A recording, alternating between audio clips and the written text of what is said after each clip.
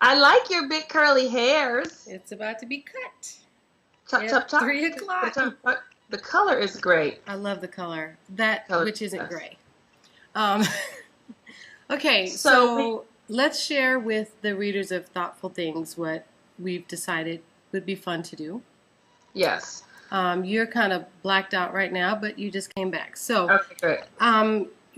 Monique and I, as friends and as sort of soulmates and supporters of one another, have decided to together dedicate our time and our curiosities to Oprah's Lifeclass, and that includes, recording or watching the series that comes on the OWN channel, in addition to tuning into the webcast and proactively taking notes and sort of gauging our own responses.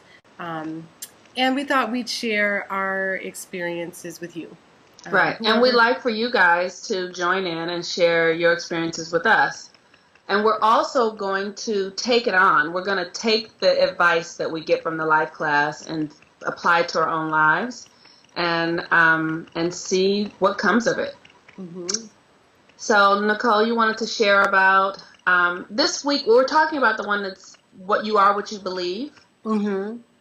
And I really enjoyed the topic because I realize I have a lot of beliefs that have been running my life that are better than they were 10 years ago, 10 months ago, but still present. And Cheryl, that's her name, the woman who's on the webinar, she was talking about affirmations quite a bit. And for years I've been doing affirmations, and I still do affirmations pretty much daily, but not like I used to, because I realized that there was something in me that didn't believe the affirmations. Like I'd be saying, money comes to me in every way. Money is falling out of the sky, but I didn't really believe it.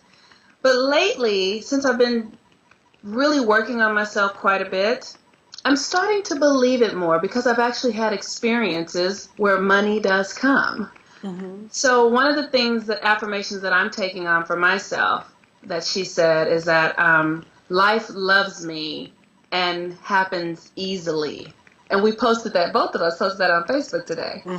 So I am really being present to that. What is it? Life loves me. And life is easy. And life is easy. I mean, we've always heard, oh, life is hard and then you die. I know, and I have a belief that life is about struggle. That I have to struggle to get things. I have to struggle to have relationships. I have to struggle. It's really hard. So I'm really excited to to allow that experience of life being easy, and that life loves me. Life loves me. So I'm excited about that. So I'm taking that one on for myself. And also today, really quick, I'm not going to read it. I did a living vision for my life. Like it's basically a page-long affirmation for every area of my life. And this is what I did for myself today. And I'm reading it every day in the mirror. All right. There you go. Good. What is that, was it Jack Handy on Saturday Night Live? I can't remember his name, where he would go like, I like me. And I'm okay, or something like that. All right. Yes. I can't remember the guy's name. It was hilarious. Right. Okay, so the thing that I found myself doing, and I don't know that I've ever been big on affirmation, and the broadcast for me sort of affirmed some of the things that I already hold as true, and then sort of broadened my perspective of what else that might be. But I found myself today. A combination of two of the principles. One was acting as if. Okay. Just acting as if. So this whole past year, unwittingly, I've been acting as if in many ways. Like I've written a memoir. Yeah. And I'm acting as if there are people outside of my immediate circle of friends who are going to be interested in that. I've written songs, and I'm acting as if I'm going to get this recorded to complement the book that I've written.